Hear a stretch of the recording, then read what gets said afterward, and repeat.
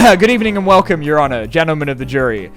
Ladies, to the court of public opinion, where I know that no matter what you assholes decide, you're going to change your mind a week later anyway. You know those special moments in time when everyone comes together to universally clown on something, like with Thick of It by KSI, Jared Leto, and Pineapple on Pizza, despite the fact that there are literally people who put fish on there, and I don't hear them getting half as much shit for that, okay? And the same thing's been happening to labubus this year, which I feel like we've all had to hear about against our will for almost 12 months straight. I am the owner of the world's first KSI labubu.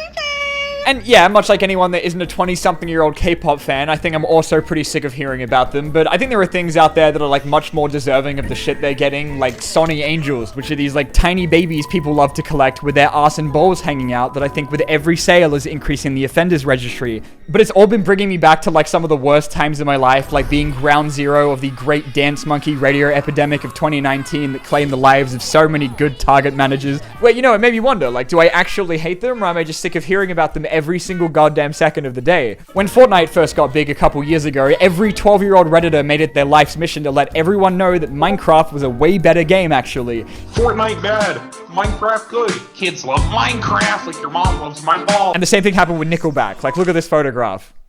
No, not that one. Well, like, I'm pretty sure more people have heard about them being a punchline of the worst band of all time than any of their actual music. Have we got any Nickelback fans in Portugal?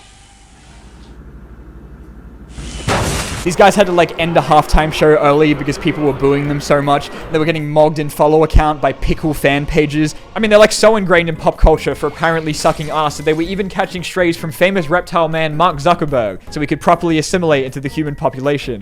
Hey, play us some good Nickelback songs. I'm sorry, Mark. I'm afraid I can't do that. There are no good Nickelback songs. And the same goes for Minions and Has Been Hotel and Sonic the Hedgehog, which I'm still talking about at the age of 24. Because anytime literally anything gets super popular, it's inevitably also going to assemble the world's most dedicated group of haters. And I mean, again, I get it, okay? I was 10 once too, and I hated One Direction for having all of the things that me and all of their haters knew that they would never have in their life, like women that were comfortable being around them. But you know, all this time later, I missed them a lot today. Niall is ugly. Good night, everyone. And so that's the kind of thing we're going to be looking at in this video.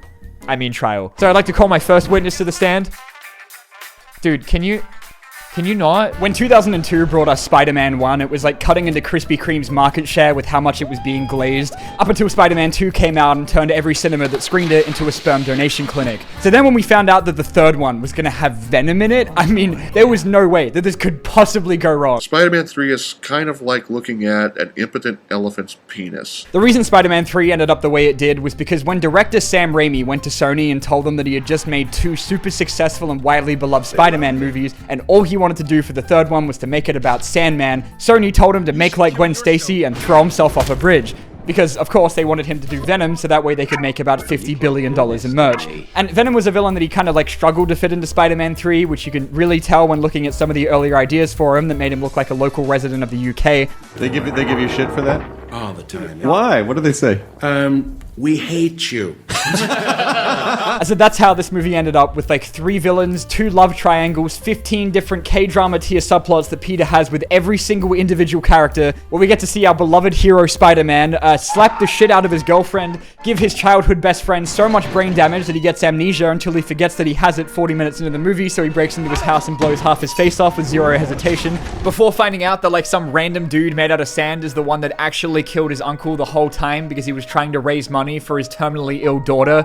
So Spider-Man caves half his face in with a train and then drowns his ass. And also during all of this, there's an alien from space who, despite being in literally all of the posters, was barely even in the fucking movie. None of which is anywhere near as bad as them making us watch him do whatever this was.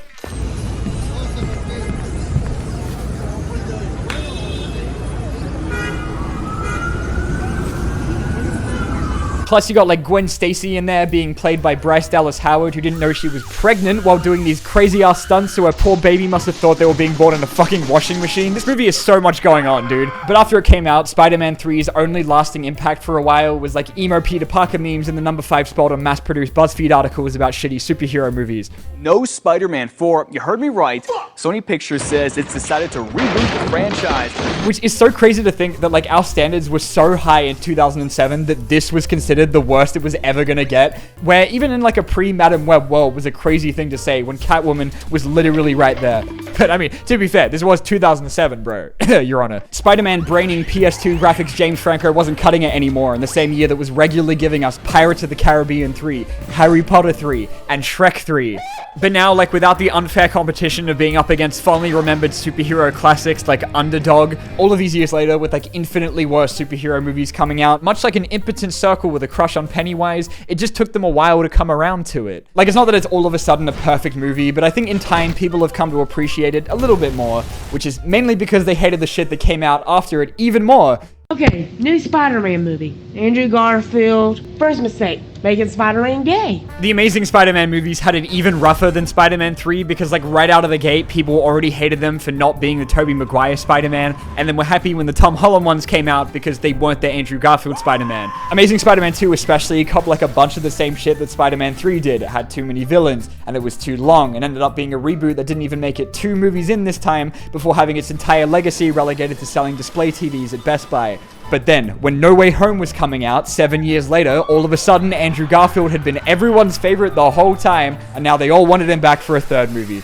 Or look at Twilight, right? Where back in 2008, unless you were like a wine mum or a 13-year-old girl going through puberty, Twilight was so publicly ridiculed that even Robert Pattinson and Kristen Stewart have spent the last 10 years trying to get as far away from that shit as humanly possible. Millions of Twilight fans out there just cannot wait to see this. It's very almost heartbreaking because they don't want it to be over. Yeah. It's a little bittersweet, isn't it? For them. Yeah. But the saga ended like over a decade ago, and it's still getting re-released every week in cinemas over here, and you bet that I go every single time. There's a store here called JJ's that just put out like a Twilight collection last month that my friends spent actual real money on buying me for my birthday. And this exact same shit has happened to so many other movies, okay? I got testimony from like the Ben Affleck Daredevil, the Matrix sequels, Shrek 4, the American Godzilla.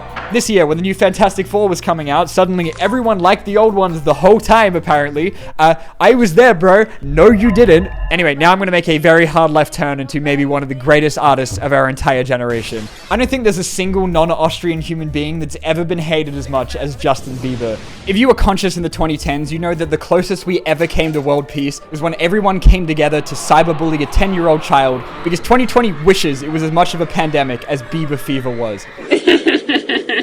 I like that laugh. Anywhere this man went, he was being gang-stalked by an army of screeching 9-year-old girls. He and Selena Gomez were a celebrity power couple so legendary that gossip sites still won't shut up about it 15 years later. He was on TV in CSI being violently gunned down by the police, and then again in Zoolander, which now that I think about it is kind of weird that it happened twice. But it didn't matter if you were 105 years old. I can sing better than Justin Bieber. The motherfucker only knows one word. Baby, baby, baby. Way too young to have a publicly viewable YouTube account. Justin Bieber? What? More like Justin Crapper. Or a Republican Pokemon trainer. Anyway, I'm gonna rant on Justin Bieber. Look, I can't believe how many people like this fact. Justin was victim to only the most brutal insults that 2010 had to offer, which was that he was simultaneously gay and also a girl. Justin Bieber, more like Justin Gaber. And he is like a girl. I mean, he was being booed at sports games. Half of Newgrounds was dedicated to unnecessarily violent flash games, letting you brutally assassinate him. And there was a guy who hired an actual assassin to try and castrate and kill him in real life.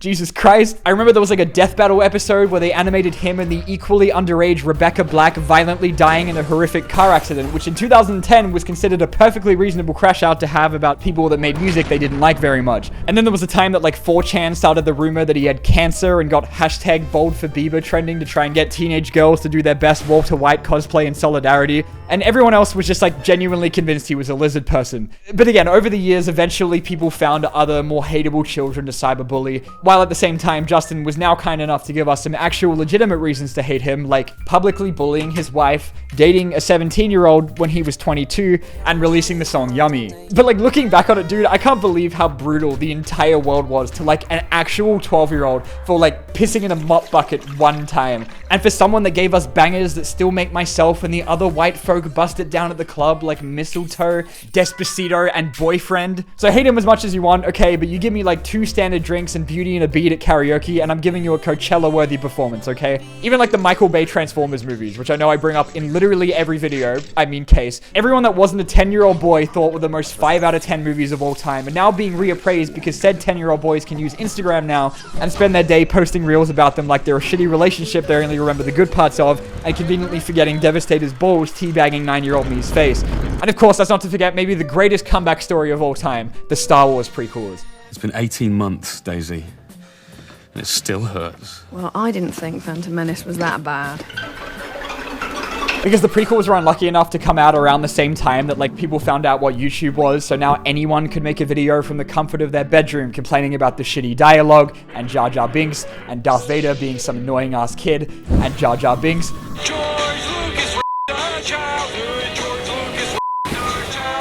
You can even see, like, financially, the exact point that people had their hearts broken by a talking CGI frog so badly that it pushed creator George Lucas to get sick of people whining about midichlorians and make that shit Disney's problem. How worried are you that the critics are not going to like this new movie? Oh, I'm not worried at all. They haven't liked any of them, really. And they especially haven't liked the last two. So, well, exactly. Hey, it can't get any worse. But much like what would happen to Spider-Man 3, after like years of ironic shitposting about the same exact 3 lines of dialogue from General Grievous, either because they grew out of their hate boner for Jar Jar Binks, or if nostalgia is just that good of a PR campaign, people started to wonder if maybe it wasn't ironic anymore. And then plus like later shit coming out, like the Clone Wars show that gave characters like Darth Maul more than 3 seconds of screen time, probably helped a bit in making people actually give a shit about what happened in these movies. Nah, because one of the things in life that I think I will never truly understand is how the hell the prequels were hated when they first came out. Because motherfuckers were in theaters witnessing this peak-ass fight, and their immediate response is, that movie was pretty bad. I want that 10-year-old kid to die. And guess what? Now, 10 years later, after Disney's been pumping out 2 million Star Wars shows a year, and a trilogy that people somehow hated even more than the prequels, where we're at the point where I feel like we have more Star Wars movies coming out next year than people that actually care about them, now suddenly everyone comes crawling back to George. And they've even got like some of the actors back from the prequels in some of the Disney Plus shows. And like, it's kind of nice to see them all getting a bit more love from fans, even if I'm sure they would have really appreciated that 20 years earlier when everyone was sending them death threats over a kid's movie. What would make this great Jedi General Warrior fucking microwaves going off? And same goes for movies like Speed Racer, that I'm glad people are finally starting to realize is actually one of the greatest movies of all time. Even the old Mario movie that I will defend until my last dying breath. Shut up, this is important. Yeah, it's probably the worst adaptation of anything ever made and has literally nothing to do with the game because Yoshi is a velociraptor. And when it came out, everyone on the planet thought it was the most evil thing ever made, including the people who were in it, who were drunk the entire time they were making the movie. But then, wouldn't you fucking believe it, when the animated one was announced with Chris Pratt as Mario, done by the guys that did the friggin' Minions movie, suddenly, maybe the other one wasn't so bad. And now that we like have a Mario movie that sticks to an extremely Nintendo mandated script, I think it's like a little bit easier to try and appreciate it for being like its own thing. Monkey! People didn't even fuck with Megamind when it first came out because every single review thought it was mega mid. And compare that to 14 years later when a second one was announced, it looked like The Sims 2 and there were riots in the streets about it. And I think that's what goes for like a lot of these, that like after a while of being removed from all of the hype and expectations of the time, people are able to form their own opinion on some of these instead of just joining in on whatever Twitter was mad at this week. I know it's kind of hard to imagine now, but back when Game Freak used to make actual games instead of $60 PowerPoint presentations, Pokemon Black and White were like the lowest selling games in the series, all because they only let you play with any of the 156 new Pokemon they made for the games, and not any of the old ones that people liked, which meant that they could not stop complaining about how these new Pokemon were just dog, fish, bird, Pikachu, your karate instructor, we have Zubat at home, and ice cream cone. But come on, are we really acting like that's better than ball, upside down bowl, seal? But now, all of this time later, a trash bag Pokemon doesn't look so bad up against a Flamingo, Keys, and a Labubu Pokemon. Black and White were like my first ever Pokemon games, and as someone whose only experience with the series before that was breathing down my older cousin's neck watching him tear through the Elite Four, because it felt like such a big boy game that I wasn't like emotionally ready for at the time. So I'll always remember the day that like I passed the time in the waiting room during my grandpa's rectal exam by booting up my DS with Pokemon Black for the first time, immediately choosing Oshawott, and spending the rest of the the game, making sure he never evolved past his second evolution. But again, I think it's kind of funny to look back on like how high expectations for Pokemon games used to be, that this was considered the worst it could ever get. A game that's easily one of the best looking on the DS, which was a console that usually charged $60 for games that look like this. Suddenly, oh no, Black and White are some of the best games in the series actually, and now all you see are people begging for remakes and making end thirst traps. Wind Waker is currently the 3rd highest rated Zelda game of all time, which you would not have guessed the year before it came out, when Nintendo first showed off the GameCube with a new Zelda game that everyone was losing their minds over, thinking that shit was the most life-changing 30 seconds of footage they've ever seen. And then a year later we get to see that new Zelda game and... what the fuck is this Cocomelon ass shit? Then of course, after the game came out, suddenly everyone's real quiet, okay? And you see that happen like anytime anything looks different ever, like with Skylanders or Doom 3 or Transformers Animated.